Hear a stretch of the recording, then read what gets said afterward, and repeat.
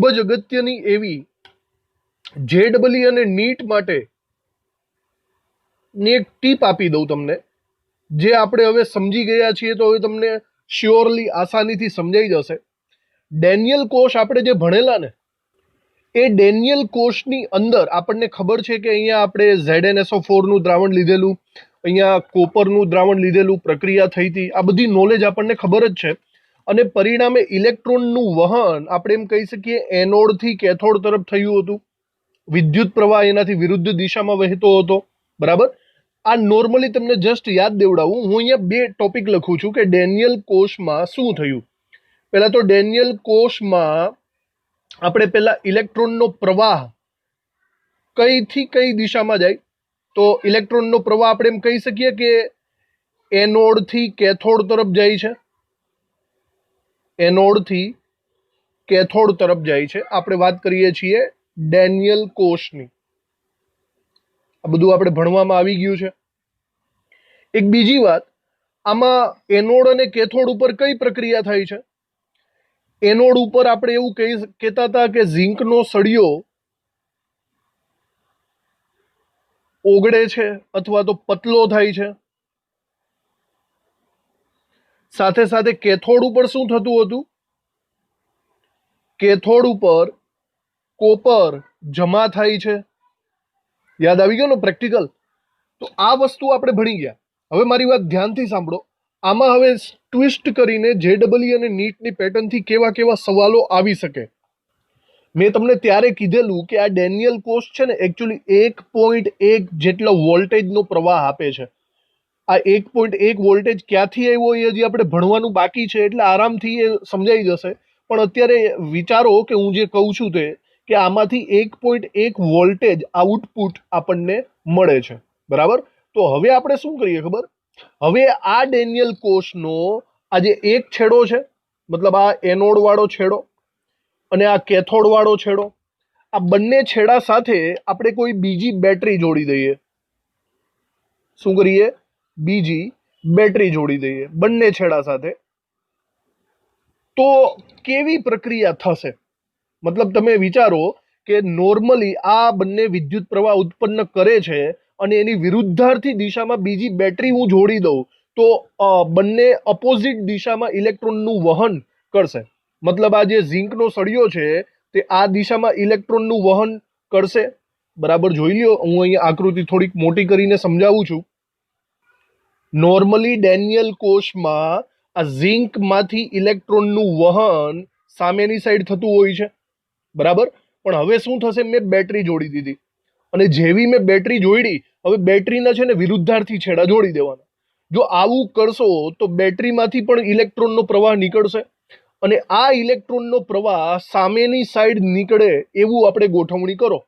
મતલબ વિચારો, ઝીંક આ સાઈડ ઇલેક્ટ્રોનનો પ્રવાહ મોકલે છે અને બેટરી એની અપોઝિટ સાઈડ ઇલેક્ટ્રોનનો પ્રવાહ મોકલે છે.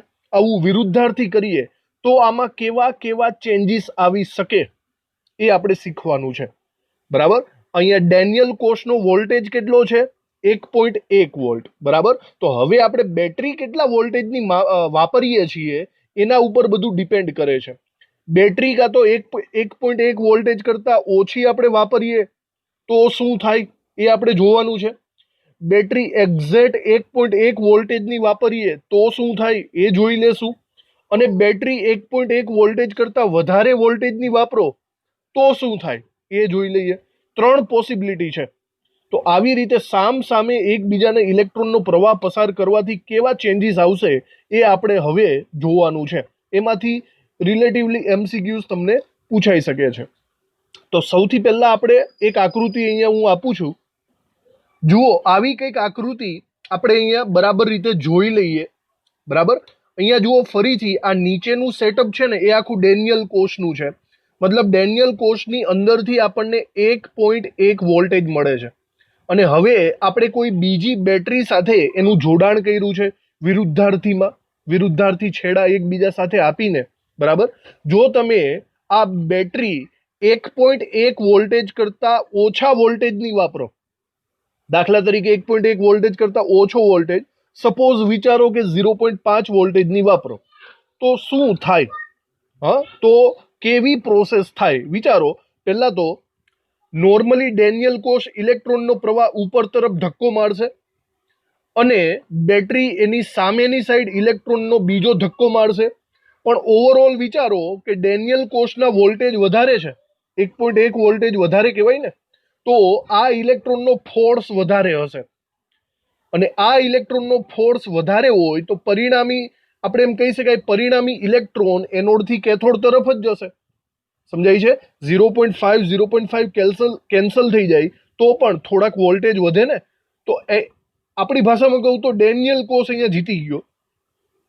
વિરુદ્ધાર્થી કોષના વોલ્ટેજ ઓછા છે, ડેનિયલ કોષના વોલ્ટેજ વધારે છે, તો ડેનિયલ કોષ પોતાનું કામ કરતો રહેશે જેવી રીતે કરતો તો એવી રીતે, બસ થોડુંક ઓછું થઈ જશે. તો કહેવાનો મતલબ, હવે વિચારો આ સિચ્યુએશનમાં ઇલેક્ટ્રોનનો પ્રવાહ કઈ દિશામાં જાય? તો પહેલા જાતો તો અહીંયા જ જશે, બરાબર. સામેનો આપણે નાશ કરી નાખીએ તો જાતો તો અહીંયા જ જશે, એનોડથી કેથોડ તરફ, બરાબર. અને જેવું થતું હતું એવું જ થશે. અહીંયા Zn નો સળિયો પતલો થઈ જશે અને અહીંયા કોપર ઉપર થર જમા થઈ જશે. તો જેવી પોસિબિલિટી હતી એવી જ પોસિબિલિટી શક્ય બનશે. સમજાણું? જો ઓછા વોલ્ટેજ હોય તો એ વસ્તુને આપણે લખી નાખીએ. આકૃતિ નહીં દોરો તો ચાલશે, પણ તમારી રીતે આવી રીતે જેવી તેવી પણ દોરી નાખો. આપણે અહીંયા એક મુદ્દો પાડીને અહીંયા લખીએ કે જો ડેનિયલ કોષ સાથે કોઈ ઈ એક્સટર્નલ એટલે કે બાહ્યતમ વોલ્ટેજ લેસ ધેન 1.1 વોલ્ટ ધરાવતી બેટરી વિરુદ્ધ છેડાઓ સાથે જોડવામાં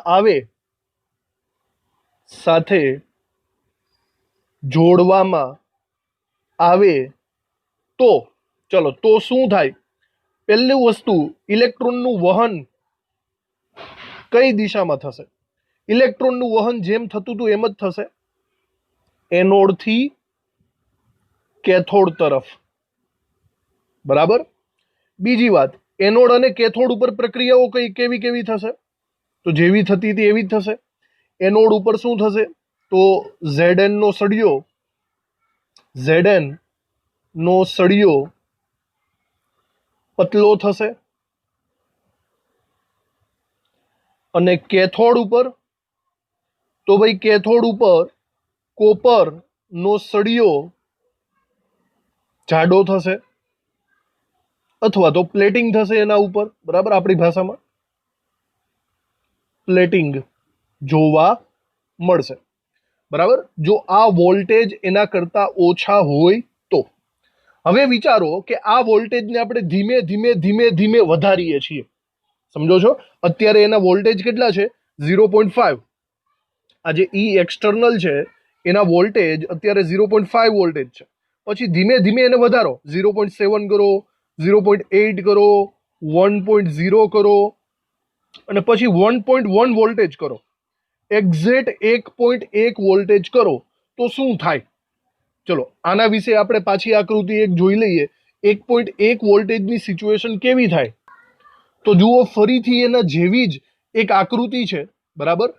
ફરીથી આ ડેનિયલ કોષ છે અને ડેનિયલ કોષ એના રાબેતા મુજબ 1.1 વોલ્ટેજ આપે છે, જેમાં ઝિંકમાંથી ઇલેક્ટ્રોનનો પ્રવાહ ઉપર તરફ જાય છે, કેથોડ તરફ, બરાબર. અને હવે જે આપણે આ બેટરી જોઈડી છે ને, એ બેટરીના વોલ્ટેજ 1.1 વોલ્ટેજ કરી નાખ્યા. તો વસ્તુ એવી છે કે Zn તરફથી 1.1 વોલ્ટેજનો પ્રવાહ ઉપર તરફ જશે અને સેમ ટુ સેમ વિરુદ્ધાર્થી દિશામાં બેટરીનો પ્રવાહ 1.1 વોલ્ટેજ છે એની સામો વોલ્ટેજ આપે છે. તો બંને વોલ્ટેજ એકબીજાને નષ્ટ કરી નાખશે. પરિણામી પ્રવાહ રહેતો નથી. અને પરિણામી પ્રવાહ ન રહે તો હવે પછી હું એમ પૂછું કે ભાઈ હવે બોલો કે ઇલેક્ટ્રોનનો પ્રવાહ ક્યાંથી ક્યાં જાય? ભાઈ ઇલેક્ટ્રોનનો પ્રવાહ ક્યાંય જશે જ નહીં. ઇલેક્ટ્રોન વધ્યા જ નથી, ઇલેક્ટ્રોનનો પ્રવાહ અટકી જશે. અને બીજી વાત, પ્રક્રિયાઓ, તો ભાઈ ઇલેક્ટ્રોનનો પ્રવાહ ન થાય તો પ્રક્રિયા પણ નહીં થાય. મતલબ અહીંયા Zn નો સળિયો જેવો છે એવો ને એવો જ રહેશે, કોપર પણ એવો ને એવો રહેશે. કોઈ સળિયો પતલો નહીં થાય, કોઈ સળિયા ઉપર પ્લેટિંગ નહીં થાય. અહીંયા પ્રક્રિયા થતી નથી, મતલબ કે પ્રક્રિયા અટકી જશે. ઓકે, તો ચલો આ જ વસ્તુને આપણે અહીંયા લખી નાખીએ બરાબર રીતે. જો ડેનિયલ કોષ સાથે E external equal to 1.1 volt ધરાવતી બેટરી ના વિરુદ્ધ છેડા જોડવામાં આવે તો ચાલો, તો પહેલી અસર ઇલેક્ટ્રોનનો પ્રવાહ શું થશે? તો ઇલેક્ટ્રોનનો પ્રવાહ અટકી જશે, એટલે કે વિદ્યુત પ્રવાહ I ઇક્વલ ટુ 0, વિદ્યુત પ્રવાહ વહેતો નથી. અને બીજું, એનોડ અને કેથોડ ઉપર શું થાય? તો આપણે અહીંયા લખી શકીએ રાસાયણિક પ્રક્રિયા થતી નથી, એટલે કે એનોડ ઉપર અને કેથોડ ઉપર કોઈ પણ પ્રકારના ફેરફાર જોવા મળતા નથી જો ઇક્વલ પ્રમાણમાં હોય તો. બરાબર, ચલો તો હવે આપણે 1.1 કરતા ઓછા વોલ્ટેજ લીધા હતા, એમાંથી વધારીને 1.1 વોલ્ટેજ લીધા. હવે વિચારો આના કરતા પણ વધારતા જઈએ ધીમે ધીમે, 1.2, 1.3, 1.4. તો જો આના કરતા પણ વોલ્ટેજ વધારીએ તો કેવી સિચ્યુએશન આવશે? જુઓ, આ એની આકૃતિ છે. ફરીથી આ ડેનિયલ કોષ છે અને ડેનિયલ કોષ દ્વારા 1.1 વોલ્ટેજ સપ્લાય આપવામાં આવે છે. બરાબર, અહીંયા ઝિંક એમાંથી ઇલેક્ટ્રોન મુક્ત થાય છે અને આપણે શું કર્યું છે? સામેની સાઈડ બેટરી જોડી છે. આ વખતે બેટરીના વોલ્ટેજ 1.1 કરતા વધારે રાખ્યા છે. દાખલા તરીકે 1.5 વોલ્ટેજ અથવા તો 2 વોલ્ટેજ રાખ્યા છે. તો બેટરીના વિરુદ્ધ છેડા જો એની સાથે જોડીએ તો સામેની સાઈડ ઇલેક્ટ્રોન સામા આવશે, ઝિંકના અને બેટરીના ઇલેક્ટ્રોન સામસામા. આ વખતે બેટરીના ઇલેક્ટ્રોન હું એમ કહી શકું પાવરફુલ છે. હવે આ વસ્તુ સમજાઈ ગઈ હશે તમને. બેટરીના ઇલેક્ટ્રોન્સ પાવરફુલ છે, તો ઇન શોર્ટ બહારની બેટરી જીતી જશે, ડેનિયલ કોષના ઇલેક્ટ્રોન હારી જશે. તો ઓવરઓલ જો આ બંનેની બાદબાકી થાય ને સામસામા વિદ્યુત પ્રવાહની, તો બેટરીનો પાવર જીતી જશે. એનો મતલબ એમ થશે, સાંભળજો, હવે ધ્યાનથી સાંભળજો. એનો મતલબ એમ થશે કે Zn ના ઇલેક્ટ્રોન જે સામા જતા હતા ને એનો નાશ થઈ ગયો અને હવે એનું ઓપોઝિટ થશે. હવે Zn તરફ ઇલેક્ટ્રોન પાસ થશે. સમજો છો ને? હવે Zn તરફ ઇલેક્ટ્રોન દાખલ થશે અને ભાઈ જો Zn તરફ ઇલેક્ટ્રોન દાખલ થાય તો ઊંધું થઈ જાય. યાદ કરો, ઇલેક્ટ્રોન જેને મળે, ઇલેક્ટ્રોન જેને સ્વીકારે, એ કેવી પ્રોસેસ થાય? એ રિડક્શન થાય. ઝિંકને ઇલેક્ટ્રોન પ્રાપ્ત થાય છે અને એનાથી ઊંધું આ વખતે કોપરમાંથી ઇલેક્ટ્રોન નીકળશે. બરાબર, તો કોપર અહીંયા ઓક્સિડેશન પ્રક્રિયા પામશે અને ઝિંક રિડક્શન પ્રક્રિયા પામશે. આ તો ઊંધું થઈ ગયું. હવે બોલો, વિદ્યુત પ્રવાહ કઈ દિશામાં જાય? જો વધારે વોલ્ટેજ હોય તો વિદ્યુત પ્રવાહની ઇલેક્ટ્રોનનો પ્રવાહ, ઇલેક્ટ્રોન પ્રવાહની દિશા બદલાઈ ગઈ. આ વખતે હું એમ કહી શકું કે કેથોડ થી એનોડ તરફ જશે. બરાબર, જે કેથોડ હતો તે એનોડ બની ગયો અને એનોડ હતો તે કેવો થઈ ગયો? કેથોડ બની ગયો. સમજાણું? એટલે કે હવે આપણે એમ શબ્દો સ્વરૂપે લખીએ કે ભાઈ કોપર થી ઝિંક તરફ જશે. સમજાણું? કોપર થી ઝિંક તરફ ઇલેક્ટ્રોનનો પ્રવાહ વહેશે. અને બીજું, સળિયાઓ એનોડ અને કેથોડ ઉપર શું અસર થાય? તો અહીંયા કોપરનો સળિયો આ વખતે પીગળવા માંડશે, કારણ કે એનોડ બની ગયો. કોપરનો સળિયો પતલો થઈ જશે અને ઝિંકના સળિયા ઉપર થર જામી જશે, ઝિંકના સળિયા ઉપર પ્લેટિંગ થઈ જશે. સમજો છો? ઊંધા ચત્તું થઈ ગયું. તો આવી રીતના જો તમે ડેનિયલ કોષને બહારની સાઈડ પાવરફુલ કોઈ બીજી બેટરી જોડો તો બધી પ્રક્રિયાઓ ઊંધી થઈ જવાની છે. સમજી ગયા? તો ચલો આ પણ આપણે અહીંયા લખી નાખવાનું છે. જો ડેનિયલ કોષ સાથે E external greater than 1.1 volt ધરાવતી બેટરીના વિરુદ્ધ છેડા જોડવામાં આવે તો ચલો, તો પહેલી ઇફેક્ટ એ થશે કે એનોડ અને કેથોડ બદલાઈ જશે. આ વખતે કોપર એનોડ બની જશે અને Zn કેથોડ બની જશે. બરાબર, એટલે કે ઇલેક્ટ્રોનનો પ્રવાહ ઉલટાઈ જશે. ઇલેક્ટ્રોનનો પ્રવાહ એક રીતના બોલીએ તો આ સાઈડથી આ સાઈડ, એટલે કે કોપરથી Zn તરફ વહેવા માંડશે. બરાબર, બીજો શું ચેન્જીસ આવશે? બીજો ચેન્જીસ એ આવશે કે કોપર ઉપર હંમેશા પ્લેટિંગ થતું હતું, તો કોપરનો સળિયો પતલો થશે અને બીજું Zn નો સળિયો જાડો થશે. એટલે કે આની અંદર પ્લેટિંગ આપણને જોવા મળશે. બરાબર, તો ટોટલી અપોઝિટ વાત થઈ ગઈ. મેં તમને અહીંયા ડેનિયલ કોશને રિલેટેડ 3 વાતો કીધી કે ઓછા વોલ્ટેજની બેટરી જોડો, વધારે વોલ્ટેજની બેટરી જોડો અને 1.1 વોલ્ટેજની બેટરી જોડો. આ 3 સિચ્યુએશનને આપણે બરાબર સમજી લીધી. એને રિલેટેડ કોઈ MCQ આવે તો આપણે અહીંયા તૈયારી રાખવી પડશે. ઓકે, ચલો હવે આજનો ટોપિક હતો જે પ્રમાણિત હાઇડ્રોજન વિદ્યુત ધ્રુવ, એ ટોપિક ઉપર આવીએ. સૌથી પહેલા હું તમને એક વાત કહું કે આ મેં હમણાં ડેનિયલ કોશનું એમ કીધું કે ભાઈ એના વોલ્ટેજ 1.1 વોલ્ટ છે. એનો મતલબ શું થયો? બરાબર સમજો, એનો મતલબ હું તમને સમજાવું છું. વોલ્ટેજ એટલે આપણે એને વિદ્યુત ચાલક બળ કહી શકીએ. બરાબર સાંભળો, જ્યારે તમે કોઈ પણ બે અર્ધકોષને એકબીજા સાથે જોડો ને, કોઈ પણ બે અર્ધકોષને એકબીજા સાથે કનેક્ટેડ કરો, ત્યારે દાખલા તરીકે અહીંયા કોઈ એક અર્ધકોષ લીધો, અહીંયા કોઈ એક અર્ધકોષ લીધો. બરાબર, ફોર એક્ઝામ્પલ આ બાજુ મેં Ag વાળો લીધું છે, Ag પ્લસ, અને આ બાજુ મેં કોઈ નિકલ પ્લસ 2 લીધેલું છે. તો હવે આ બંનેમાંથી, આ બંનેને જેવું તમે કનેક્ટ કરો તો આ બંનેમાંથી કોણ એનોડ બનશે, કોણ કેથોડ બનશે, શેમાં ઓક્સિડેશન થશે, શેમાં રિડક્શન થશે, એ કેમ ખબર પડે? બરાબર જોજો, આવું ત્યારે ખબર પડશે જ્યારે આ બંને જણા છે ને, એ બંને જણા એકબીજાનું કમ્પેરિઝનમાં તાકાતનું પ્રદર્શન કરશે. તાકાતનું પ્રદર્શન, કેવી તાકાતનું પ્રદર્શન?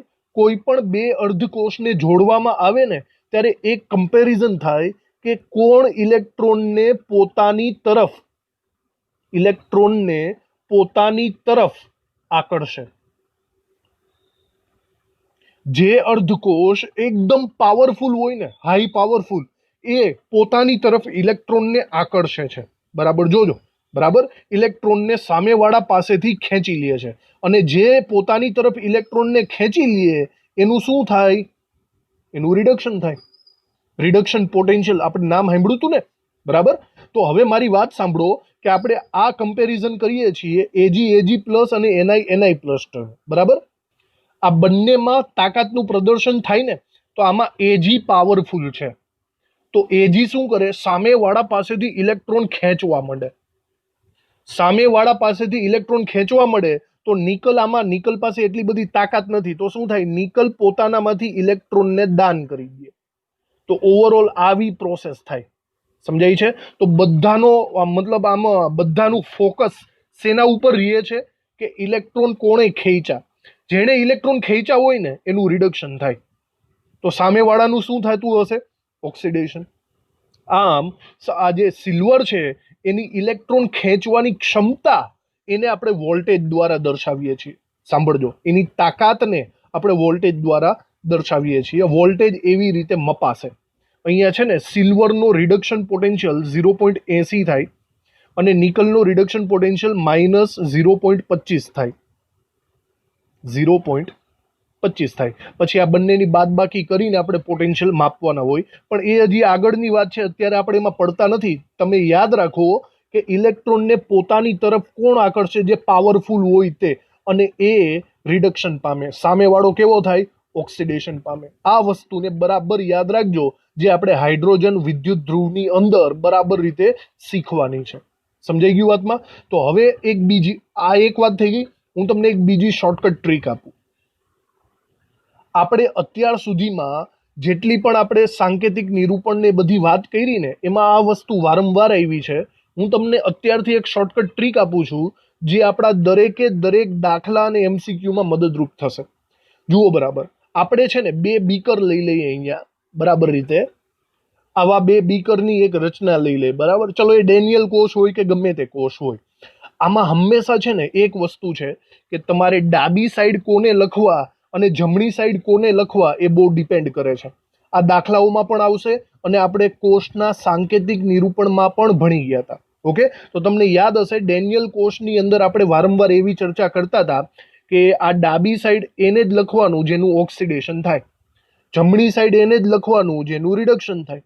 આ બાજુ ઓક્સિડેશન આવે, આ બાજુ રિડક્શન આવે. લખવામાં પણ અને સમજવામાં પણ યાદ રાખવું, બરાબર. બીજું, ઓક્સિડેશન હોય તો એનું એ કોણ હોય? એનોડ હોય. તો એનો મતલબ એનોડ હંમેશા ડાબી બાજુએ લખવો, કેથોડ હંમેશા જમણી બાજુએ લખવો. ખબર પડી ગઈ? ચલો, એ પણ ક્લિયર છે. એના પછી વિચારો, તમે સંજ્ઞા આપી હતી. એનોડ હોય ને એને હંમેશા માઇનસ સંજ્ઞા અપાય છે અને કેથોડને પ્લસ સંજ્ઞા અપાય છે, બરાબર. માઇનસ સંજ્ઞા, જ્યાંથી ઇલેક્ટ્રોન ઉદ્ભવ્યા હોય એ એનોડ માઇનસ હોય, કેથોડનો છેડો પ્લસ હોય, બરાબર. આવી રીતના થઈ ગયું. એના પછી બીજું વિચારો કે તમને ખબર જ છે કે ઇલેક્ટ્રોનનો પ્રવાહ એનોડથી કેથોડ તરફ જાય છે, ઇલેક્ટ્રોનનું વહન. તો એકચ્યુઅલી એનોડ તરફ હું એવું લખી શકું, ઇલેક્ટ્રોન ગુમાવે. તો હંમેશા ડાબી બાજુવાળા ઇલેક્ટ્રોન ગુમાવતા હોય, હંમેશા જમણી બાજુવાળા ઇલેક્ટ્રોન સ્વીકારતા હોય. સમજાણું? આવી રીતે. હજી એક વાત કરું, તમને યાદ હશે રિડક્શન પોટેન્શિયલની વાત. તો આ જો રિડક્શન, મેં તમને ત્યારે કીધેલું કે જેનો રિડક્શન પોટેન્શિયલ વધારે હોય, E0 રિડક્શન જેનો વધારે હોય એનું શું થાય? રિડક્શન. તો હંમેશા જમણી બાજુવાળાનું રિડક્શન પોટેન્શિયલ વધારે હોય. તો એનાથી ઊંધું, હંમેશા ડાબી બાજુવાળાનો રિડક્શન પોટેન્શિયલ કેવો થશે? ઓછો થશે. સમજાણું? આવી રીતે. હવે તમને યાદ હોય તો રિડક્શન પોટેન્શિયલ અને ઓક્સિડેશન પોટેન્શિયલ બંને સરખા જ હોય. યાદ છે ને? આવી ગયું છે આપણે. પણ એ એકબીજાની નિશાનીઓ કેવી થઈ જાય? વિરુદ્ધાર્થી થઈ જાય. મતલબ રિડક્શન પોટેન્શિયલ સૌથી મોટો હોય તો એનો ને એનો ઓક્સિડેશન પોટેન્શિયલ સૌથી નાનો થઈ જાય. એકબીજાથી વિરુદ્ધાર્થી જ છે. તો હું એવું પણ લખી શકું છું કે રિડક્શન એનું થશે જેનો ઓક્સિડેશન પોટેન્શિયલ ઓછો હોય, અને જેનો ઓક્સિડેશન પોટેન્શિયલ વધારે હોય એનું ઓક્સિડેશન થાય. સિમ્પલી છે, જે વધારે હોય તે થાય. રિડક્શન પોટેન્શિયલ વધારે તો એનું રિડક્શન સમજવાનું, અને ઓક્સિડેશન પોટેન્શિયલ વધારે તો એનું ઓક્સિડેશન સમજવાનું. આવી રીતે. ઓકે. પછી ક્યારેક ક્યારેક એમસીક્યુમાં આવું પણ આપે છે, LHS. LHS એટલે કે લેફ્ટ હેન્ડ સાઈડ, અને RHS એટલે કે રાઈટ હેન્ડ સાઈડ. ઓકે. આ બધું હું જે સમજાવું છું ને એ બહુ ઇમ્પોર્ટન્ટ છે. તમને એમસીક્યુમાં વારંવાર આ શબ્દો આવશે અને વારંવાર આપણે આના દ્વારા જ અલગ પડશું કે ભાઈ ડાબી બાજુ કોણ આવે ને જમણી બાજુ કોણ આવે. બસ આ બંનેને પરફેક્ટલી તમે મેનેજ કરી લ્યો ને એટલે તમારા મોસ્ટ ઓફલી 50-70% એમસીક્યુ સોલ્વ થઈ જાય. આના ઉપર જ ડિપેન્ડ કરે. આ આપણા માટે ખૂબ જ ઇમ્પોર્ટન્ટ બનવાનું છે. યાદ રાખજો, આ JEE અને નીટ માટે ખૂબ જ એમસીક્યુ માટે ઇમ્પોર્ટન્ટ છે. બરાબર? બસ આટલું. તો આ સિવાય બી કદાચ હવે એકાદું રહી જતું હોય તો એ આપણે ક્યારેક ક્યારેક જોતા જઈશું. અત્યારે તો એટલું જ યાદ છે. તો આને બરાબર ફોકસમાં રાખવું. ઓકે. તો હવે આપણે આપણા સવાલ ઉપર આવીએ. પ્રમાણિત હાઇડ્રોજન વિદ્યુત ધ્રુવ. બરાબર જોજો, આ સવાલ થોડોક લેન્ધી છે. તો આજના લેક્ચરમાં આપણે છે ને હાઇડ્રોજન વિદ્યુત ધ્રુવની માત્ર રચના જોવાની છે. રચના કેવી રીતે બને છે. આપણે વાયુમય વિદ્યુત ધ્રુવમાં થોડી ઘણી ડિસ્કશન કરેલી જ છે. એને રિલેટેડ જ વાત આવશે. તો એની સ્ટ્રક્ચર કેવું છે, કેવી રીતે એની ગોઠવણી થાય, એ બધી ડિસ્કશન આપણે અત્યારે કરી લઈએ. બાકીનો અડધો સવાલ નેક્સ્ટ લેક્ચરમાં જશે. ઓકે. તો પ્રમાણિત હાઇડ્રોજન વિદ્યુત ધ્રુવ બનાવવા માટે આપણે વાયુનો સળિયો બનાવવો પડે આગળ આપણે ડિસ્કસ થઈ હતી કે વાયુનો સળિયો બને કઈ રીતે. ઓકે, સ્ટેપ બાય સ્ટેપ જોજો તમે. આવી રીતે આકૃતિ પણ દોરજો પછી ધીમે ધીમે. જુઓ, રચનાની અંદર સૌથી પહેલા શું કરવાનું છે, આપણે એક પ્લેટિનમ બ્લેક નો ઢોળ ચડાવેલી પ્લેટિનમની પટ્ટી લેવાની છે. બરાબર જોજો, પ્લેટિનમ બ્લેક નો ઢોળ ચડાવેલી પ્લેટિનમની પટ્ટી, મતલબ પ્લેટિનમની એક પતરી હશે, એની ઉપર પ્લેટિનમ બ્લેકનું આપણે પ્લેટિંગ કરેલું હશે, એવી એક પટ્ટી લેવાની. એને પ્લેટિનમના તાર સાથે જોડી દેવાની છે. હવે આને તમારે પ્લેટિનમના તાર સાથે જોઈન્ટ કરવાની છે. હવે આ તાર તમારે એવી રીતે કરવાનો છે કે એ તારની મિડલમાં થોડીક જગ્યા રહે. બરાબર, આવી રીતે એની અંદર કંઈક ફિલઅપ આપણે કરી શકાય એવી રીતે એ તાર અહીંયા બનાવવામાં આવે છે. આવી રીતે પ્લેટિનમ બ્લેકનો ઢોળ ચડાવેલી પ્લેટિનમની પટ્ટી અને એને જોઈન્ટ કરવામાં આવે છે પ્લેટિનમના તાર સાથે. ઓકે, હવે આ પ્લેટિનમ શું કરવાનો છે તો તમને ખબર જ છે. બરાબર, એ ઇલેક્ટ્રોન વહન માટેનું નક્કી કરશે, બધું ઇલેક્ટ્રોનનું વહન કરવા માટેની સપાટી પૂરી પાડશે.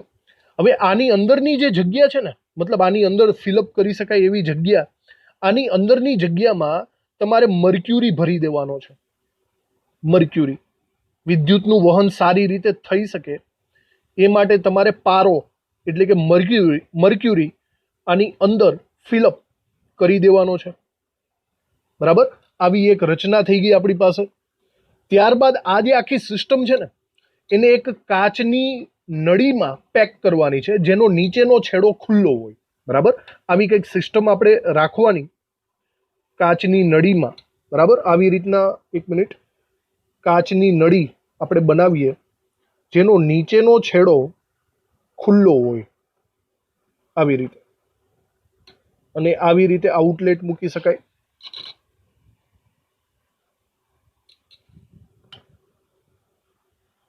એક રીતના સમજો કે ઊંધી ટેસ્ટ ટ્યુબ છે એવું તમે અહીંયા ધારી શકો છો. આવી રીતે આવી સિસ્ટમમાં કાચની નળી દ્વારા તમે ગોઠવણી કરો, જેમાં એક છેડા તરફથી તમારે કોઈક વાયુને દાખલ કરવો હોય તો કરી શકાય એવી સિસ્ટમ આપણે રાખવાની છે. બરાબર, આ છેડો અહીંયા ખુલ્લો રાખવાનો છે. બરાબર, આ બંધ રચના થઈ ગઈ.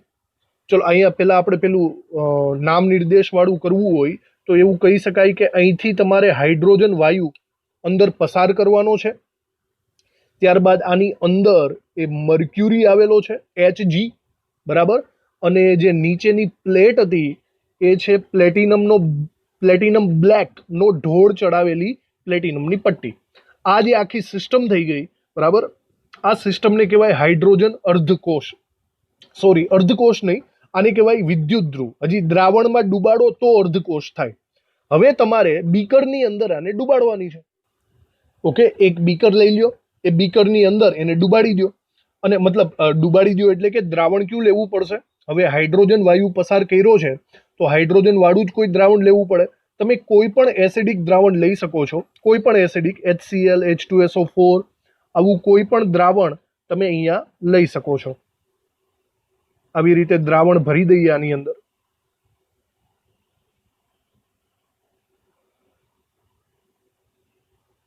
બરાબર, આવી રીતે આ થઈ ગયું આખી પ્રોસેસ.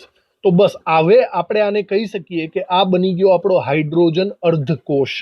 ઓકે, જેમાં અહીંથી આપણે હાઇડ્રોજન વાયુ દાખલ કર્યો તો એ હાઇડ્રોજન વાયુ અહીંયા અંદર આવી જાય છે આવી રીતે. બરાબર, અને તે દ્રાવણના સંપર્કમાં આવી જશે અને ઇલેક્ટ્રોનની આપલે થશે. ઇલેક્ટ્રોનની આપલે માટે પ્લેટિનમની સપાટી જરૂરી રહેશે. તો બરાબર જોજો, પ્રમાણિત હાઇડ્રોજન વિદ્યુત ધ્રુવ આ થિયરિટિકલી આપણે સમજવાનો છે.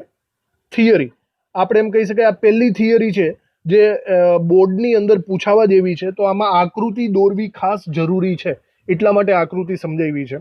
હવે અંદર કેવી રીતે પ્રક્રિયા થાય એ ધીમે ધીમે આપણે લખતા સમજવાનું છે. તો ચલો ચાલુ કરીએ.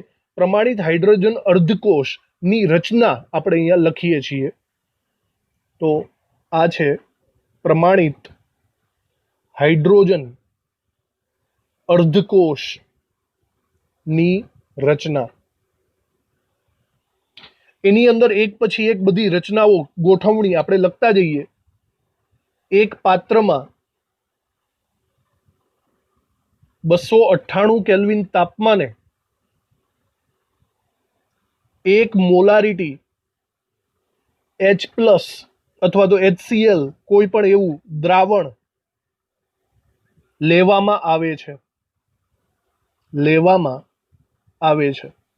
જો આમાં તાપમાન મેં 298 કેમ રાખ્યું, સાંદ્રતા 1 મોલારિટી કેમ રાખી, કોઈને ખબર પડી?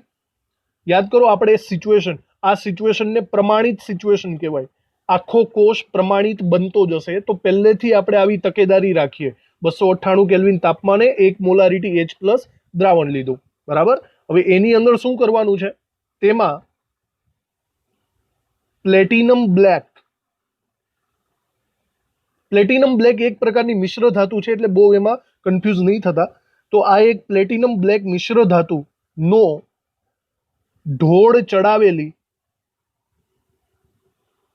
પ્લેટિનમ ની પટ્ટી ડુબાડવામાં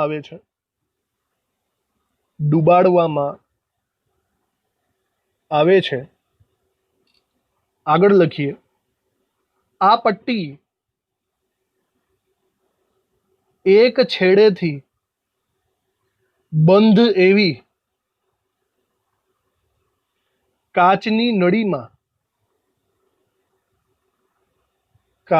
નળીમાં પ્લેટિનમ તારના ટુકડા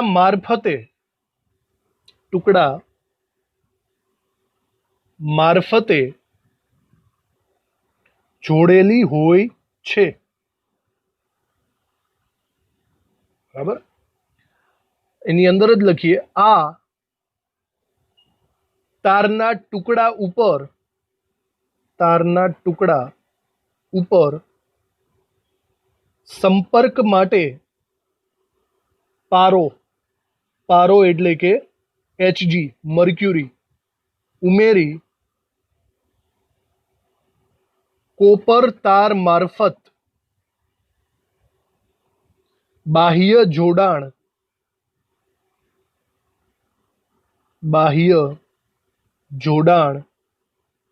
કરવામાં આવે છે. મતલબ અહીંયા જે પ્લેટિનમનો તાર છે, પછી તમારે આને બાર સાથે કનેક્ટ કરી નાખવાનો, જેની સાથે કરવો હોય એની સાથે, બરાબર. બેટરી સાથે અથવા તો કોઈ ગેલ્વેનોમીટર સાથે. તો એને પ્લેટિનમના તારને બાહ્ય જોડાણ કરવામાં આવે છે. હવે એની અંદર આપણે વાયુ પસાર કરીએ, એની વાત લખીએ અલગ મુદ્દામાં. આ પટ્ટી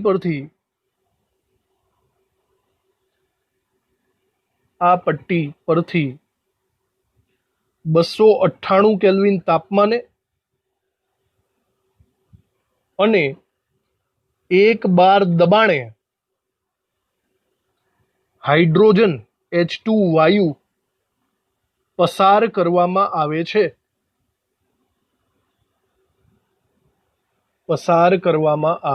છે. બરાબર, હાઇડ્રોજન વાયુ. તો આવી આખી સિસ્ટમ આપણે અહીંયા ક્લિયર કરી. અહીંયા ગોઠવણીની બધી વાતો થઈ ગઈ. હવે વિચારો, તમારો અર્ધકોષ હવે તમે રેડી કરી દીધો છે, પણ છે તો અર્ધકોષ ને. હા, જ્યાં સુધી તમે એને બીજા કોઈ સાથે નહીં જોડો ત્યાં સુધી એનું શું કામ? તમારે બીજા કોઈ અર્ધકોષ સાથે એને જોડવો પડશે. અને જો બીજા કોઈ અર્ધકોષ સાથે એને જોડશો તો કાં તો તે એનોડ બનશે, કાં તો તે કેથોડ બનશે. આ તો તમે સમજો જ છો, બરાબર. હવે તમે મને એમ કહો કે આ હાઇડ્રોજન વિદ્યુત ધ્રુવ છે, બરાબર. ધ્યાનથી સાંભળજો, હાઇડ્રોજન વિદ્યુત ધ્રુવ, એને હું કોઈ અનનોન XYZ સાથે જોડી દઉં છું, તો મને એમ કહો હાઇડ્રોજન વિદ્યુત ધ્રુવ એનોડ ક્યારે બને? બોલો, એનોડ ક્યારે બને? સીધી વાત છે, તમે યાદ કરો, મેં હમણાં તમને જે શોર્ટકટ ટ્રીક આપી હતી કે નહીં, આ શોર્ટકટ ટ્રીક, આમાં વિચારો, આ એનોડ છે. આ એનોડ ક્યારે બને? જ્યારે એ પોતે ઇલેક્ટ્રોન ગુમાવે તો. છે કે નહીં? ઇલેક્ટ્રોન આ બાજુથી આ બાજુ જાય તો એ પોતે એનોડ. મતલબ એવો થયો કે જો હાઇડ્રોજન ઇલેક્ટ્રોન ગુમાવતો હોય અને સામેવાળો ઇલેક્ટ્રોન મેળવતો હોય તો હાઇડ્રોજન એનોડ બને. સમજાય છે? તો તમને કોઈ પૂછે હાઇડ્રોજન એનોડ ક્યારે બને, તો તમારે એમ કહેવાનું કે સામેવાળાની ઇલેક્ટ્રોન સ્વીકારવાની વૃત્તિ વધારે હોય. સામેવાળાની તાકાત વધારે હોય તો હાઇડ્રોજન એનોડ બને. સમજાઈ ગયું વાતમાં? અને બીજી વાત, ચલો હું કદાચ એમ કહું કે હાઇડ્રોજન કેથોડ બન્યો છે, હાઇડ્રોજન કેથોડ બન્યો છે, તો તમે બોલો હાઇડ્રોજન કેથોડ ક્યારે શક્ય બને? તો પણ તમારે પહેલું જ યાદ રાખવાનું, બરાબર, કે કેથોડ એટલે પોતે ઇલેક્ટ્રોન સ્વીકારતો હોય, મતલબ હાઇડ્રોજન પાસે તાકાત વધારે હશે સામેવાળા કરતા, તો એ સામેવાળા પાસેથી ઇલેક્ટ્રોનને પોતાની તરફ ખેંચી લેશે. તો આપણે એમ કહેવાનું કે હાઇડ્રોજનની ઇલેક્ટ્રોન સ્વીકારવાની વૃત્તિ, ઇલેક્ટ્રોન સ્વીકારવાની તાકાત વધારે હોય સામેવાળા પાસે, તો એ પોતે કેવો થઈ જશે? કેથોડ. તો બંને પોસિબિલિટી છે, કાં તો એનોડ બનશે કાં તો કેથોડ બનશે. એનોડ બને તો કેવી રીતે પ્રક્રિયા કરે, કેથોડ બને તો કેવી રીતે પ્રક્રિયા કરે એ આપણને આવડે જ છે. કેથોડ બને તો રિડક્શન પ્રક્રિયા કરવાની, એનોડ બને તો ઓક્સિડેશન પ્રક્રિયા કરવાની. સમજાઈ ગયું? તો આવી રીતે આ મેં જે તમને આગળ સમજાવ્યું એ બહુ લોજિકલ છે, તમને એમસીક્યુ સોલ્વ કરવામાં બહુ મદદરૂપ થશે. આ ટોપિક આપણે લખી નાખીએ જે હમણાં કીધો તે. હાઇડ્રોજન અર્ધકોષને કોઈ અન્ય અર્ધકોષ સાથે જોડવામાં આવે ત્યારે તે એનોડ અથવા કેથોડ, એનોડ અથવા કેથોડ તરીકે વર્તે છે. બંને પોસિબિલિટી છે, બરાબર. પહેલી પોસિબિલિટી લખીએ કે જો એનોડ તરીકે વર્તે તો તેનું ઓક્સિડેશન થાય, તો તેની ઓક્સિડેશન પ્રક્રિયા નીચે મુજબ છે. મતલબ તો આપણે ઓક્સિડેશન પ્રક્રિયા અહીંયા લખી નાખીએ. ઓક્સિડેશન એટલે ઓક્સિડેશન આંકમાં વધારો થવો. તો અહીંયા પોસિબિલિટી એવી છે કે હાઇડ્રોજનમાંથી H+ બનવો જોઈએ. વિચારો, આનો ઓક્સિડેશન આંક 0 છે અને આનો +1. જો આમાંથી આમાં જાય તો જ ઓક્સિડેશન આંક વધે ને. તો એનો મતલબ એવો થશે કે હાઇડ્રોજનમાંથી H+ માં રૂપાંતર થશે. હવે આને બેલેન્સ બનાવવું હોય તો ઇલેક્ટ્રોન આ સાઈડ મૂકવો પડે. સીધી વાત છે, ઓક્સિડેશન એટલે ઇલેક્ટ્રોન ગુમાવે. આવી રીતે થઈ જશે. અને બેલેન્સ કરો, અહીંયા H2 છે, અહીંયા 1/2 કરી શકો છો, અથવા તો આખા સમીકરણને 2 વડે ગુણો તો પણ કંઈ વાંધો નહીં. આ પ્રક્રિયા ઓક્સિડેશન હોય તો એનોડ ઉપર થશે. હવે કદાચ રિડક્શન હોય, કેથોડ ઉપર હોય તો શું થાય એ પણ લખી નાખીએ કે જો કેથોડ તરીકે વર્તે તો તેની રિડક્શન પ્રક્રિયા, ચાલો તો એની રિડક્શન પ્રક્રિયા આપણે લખીએ. જો કેથોડ તરીકે વર્તતો હોય તો ઓક્સિડેશન આંકમાં ઘટાડો થશે, તો પ્રક્રિયા આવી થશે. H+ માંથી H2 વાયુ બનશે, બરાબર. અહીંયા +1 ઓક્સિડેશન આંક, અહીંયા 0 ઘટાડો થઈ ગયો. તો રિડક્શન પ્રક્રિયા. બેલેન્સ કરવા માટે એક ઇલેક્ટ્રોન આ સાઈડ મૂકવાનો અને અહીંયા 1/2 વડે ગુણાકાર કરવાનો. 1/2 H2. ઓકે, આવી રીતના થઈ ગયું ઓક્સિડેશન અથવા તો રિડક્શન, બેમાંથી એક પોસિબિલિટી. તો આ એક સવાલ આવી જાય કે જો સવાલ તમને પૂછાય 3 માર્ક્સમાં આવી શકે, પ્રમાણિત હાઇડ્રોજન વિદ્યુત ધ્રુવની રચના. જોજો રચના, હજી અડધો સવાલ બાકી છે. જો રચના પૂછાય તો તમારે આટલો સવાલ આકૃતિ સહિત લખવો પડશે. પ્રમાણિત હાઇડ્રોજન વિદ્યુત ધ્રુવની હજી ઘણી બાબતો આપણે ભણશું. ઉપયોગિતા એની શું છે, એને સંદર્ભ ધ્રુવ શા માટે કહે છે, એ બધી ડિસ્કશન હજી બાકી જ છે. એના માટે હવે નેક્સ્ટ લેક્ચર સુધી આપણે રાહ જોવી પડશે. તો આ લેક્ચર અહીંયા ખતમ કરું છું. ઇમ્પોર્ટન્ટ એવી થિયરી તમારી સામે આવી ગઈ છે અને મેં તમને JEE નીટને રિલેટેડ જે શોર્ટકટ ટ્રિક્સ આપેલી છે